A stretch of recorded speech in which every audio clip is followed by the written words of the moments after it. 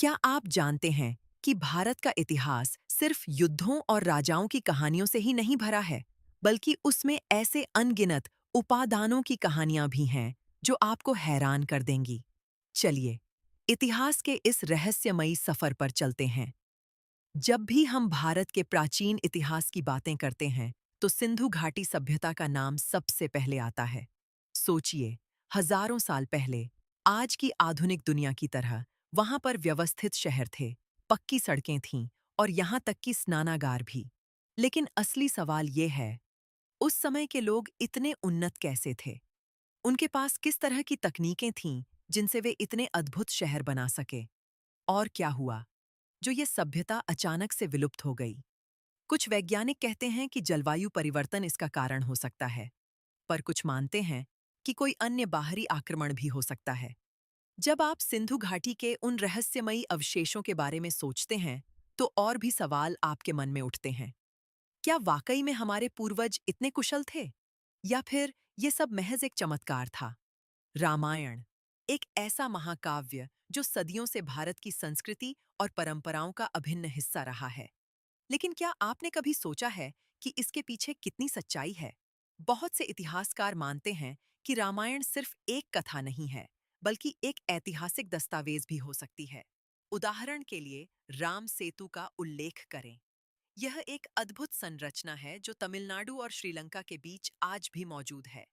वैज्ञानिक परीक्षणों ने यह साबित किया है कि राम सेतु की संरचना मानव निर्मित हो सकती है। तो क्या सच में भगवान राम ने सेना के साथ समुद्र पार किया था? इस पुरातन कथा के पीछे की सच्चाई हमें सोचने पर मजबूर करती है। मौर्य वंश के महान सम्राट अशोक का नाम कौन नहीं जानता, लेकिन उनकी कहानी में सबसे रोचक मोड़ तब आता है जब उन्होंने कलिंग युद्ध के बाद बौद्ध धर्म अपना लिया। यह युद्ध इतना भयानक था कि अशोक को हजारों मौतों का सामना करना पड़ा। इसने उनके जीवन को बदल दिया और उन्होंने अहिंसा और शांति के रास्ते को अपनाया।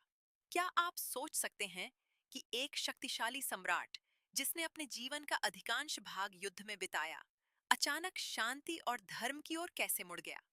अशोक के धर्म परिवर्तन ने न केवल उनके जीवन को बदला, बल्कि पूरे भारतीय उपमहाद्वीप पर इसका गहरा प्रभाव पड़ा। गुप्त वंश का नाम आते ही हमारे मन में कला, विज्ञान और साहित्य का स्वर्ण युग याद आ जाता है। कालिदास की कविताएं, आर्यभट्ट का गणित और शून्य की खोज। सोचिए, ऐसे समय में जब दुनिया के अधिकांश हिस्से अंधकार में थे, भारत विज्ञान और कला के क्षेत्र में नई ऊंचाइयां छू रहा था। लेकिन सवाल यह है कि इस स्वर्णिम युग की शुरुआत कैसे हुई? क्या यह सिर्फ एक संयोग था, या फिर इसके पीछे कोई छिपा हुआ रहस्य था? गुप्त साम्राज्य का यह युग हमें यह समझने का मौका देता है कि हमारी संस्कृति कितनी समृद्ध और उन्नत थी। अगर आपको भारतीय इतिहास की ये कहानियां पसंद आईं, तो कृपया लाइक करें, हमारे चैनल को सब्सक्राइब करें और कमेंट में अपनी राय जरूर बताएं।